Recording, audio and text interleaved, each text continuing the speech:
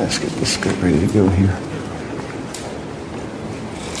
We are continuing and nearing completion of our series on what it means to trust God in turbulent times, what it means to move from fear to faith, from hopelessness and despair to a sense of robust confidence and hope in something that is stable, the movement from that which is tenuous and uncertain to that which is the rock, which really will sustain us in all times.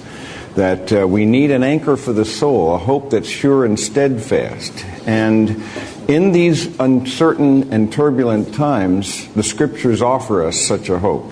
It gives us the picture of a God whose attributes include immutability. What does immutability mean? It means that God does not change. He is the same yesterday, today, and forever. Hebrews 13:8 tells us of Jesus Christ, and it's true of the divine Trinity, that God does not change. It's a good thing He doesn't, because if He could get better, that means He's not perfect. If He could get worse, you don't want to think about that. So the reality is that His moral character never changes. He is the unchanging foundation for all that is true, all that is good, and all that is beautiful. He is the wellspring of all glory and goodness and beauty and truth, and also ultimately of love. And love, it turns out, is Himself. Love Himself, then, is the one who holds the universe together and orders the stars. And so in seeing this, then, it gives us a way of elevating our thoughts to that which transcends the fray of the uncertainty of life, those things in this world that we cannot be sure about. But we have this firm and settled confidence that we can embrace a perspective. The more we really come to see who and whose we are in Christ, we discover we have a stable basis for identity, security, significance, and for destiny. Now, part of this process, we've talked a lot about this whole issue of adversity and affliction, and I've tried to explore all the facets I can think of.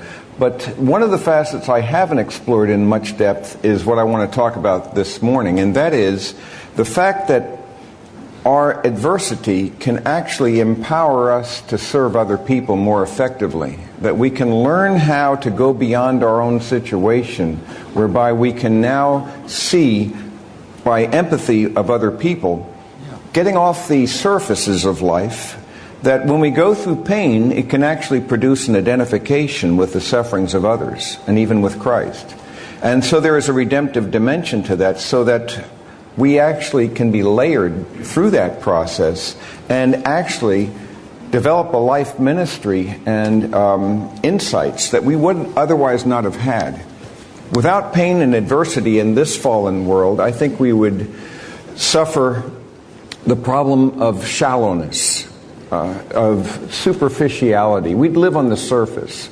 And I think that God will often allow severe mercies to go into our lives so that it forces us to wrestle more deeply with the fundamental issues and to bring out in us something that really has value and something that has depth and perspective, something that lasts. So when we go through difficulties, then, it can actually layer us and give us depth that we otherwise would not have had, and give us an empathy and a capacity to love and serve other people.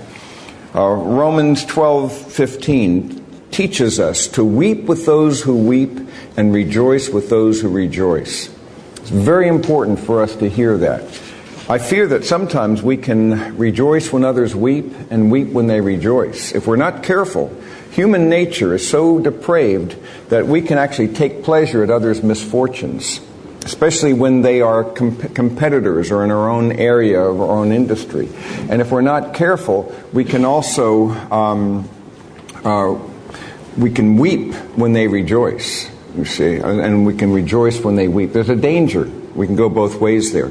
Yet the Scriptures invite us to empathize with those who are in need and to experience something that where we share their own sorrow and their grief and their adversity in meaningful and powerful ways, and bring the redemptive word of hope into that world.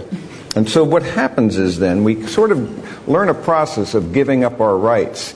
The best thing we can do when we're in difficulty is to begin to get our eyes off ourselves and to focus our eyes first on Jesus and then on others. And so this whole concept then is summarized. My grandson is now going to a Wesleyan school, and their motto is JOY, J-O-Y, Jesus, others, and you. And that sequence is important. You focus your eyes on Jesus, and then you are able to look at other people. And you're not what it's all about. You become actually a vehicle that God uses so that we can be vessels that Jesus fills, and then through us, He manifests His life in such a way that it can be mediated and redemptive in the lives of other people. So there is a service, there is a mindset, there is a mentality that we can develop. So as we really begin to do this then, we're called to set our minds really on those things that will endure. And I think we all know that when we experience difficult situations, it gives us a power to be able to consider the needs of others in a deeper way. We've gone through something similar, we can empathize with that.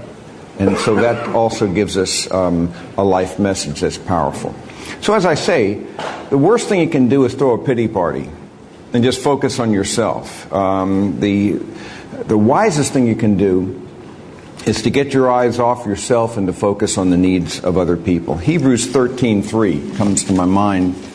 In context, we know that this epistle is written to people who are actually going through increasing amount of adversity in their striving for their faith.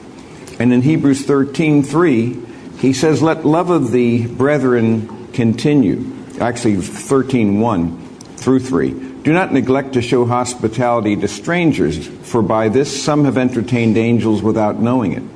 Remember the prisoners as though in prison with them, and those who are ill-treated, since you yourselves also are in the body. So here he's telling them, as he concludes his epistle, that though you're going through adversity, you're called to actually mediate the grace and power and love of God in your own circumstances to the people that God puts before you. And I think this is really an important insight that we can embrace as we explore what it means then to become other-centered people. Matthew 25 also illustrates this concept, whereby if we begin to make this mind shift, a shift from seeing people as we normally would see them to seeing them as people made in the image of God, who have incredible dignity because of the image of God that's in them, then we can begin to see our service to other people as our service to Jesus. And that begins to be a paradigm shift. When I see my service to the lost, the least, and the last as my service to Jesus, then that can become a powerful way of moving beyond my own sphere and to see that I'm called to be something bigger than just my problems. Matthew 25, 34 to 36. This is the story when the Son of Man comes in His glory and all the nations are gathered with Him. He puts His sheep on the right, the goats on the left, and the King says to those on His right, "Come, you who are blessed of my Father, inherit the kingdom prepared to you from the foundation of the world. For I was hungry, and you gave me something to eat. I was thirsty, and you gave me something to drink. I was a stranger, and you invited me in. Naked, and you clothed me. I was sick, and you visited me. I was in prison, and you came to me." Then the righteous will answer Him, "Lord, when did we see you hungry and feed you, or thirsty and give you something to drink? And when did we see you a stranger and invite you in, or naked and clothe you? When did we see you sick or in prison and come to you?" The King will answer and say to them, "Truly I say to you, to the extent that you did it to one of these brothers of mine, even the least of them, you did it to me." So we see this radical perspective here. One of the things we observe about the life of Jesus is that He often sought out people who were actually embarrassments to others. People who would be spurned. as being beneath others' dignity. Jesus would actually look for them, and much to the disciples' chagrin,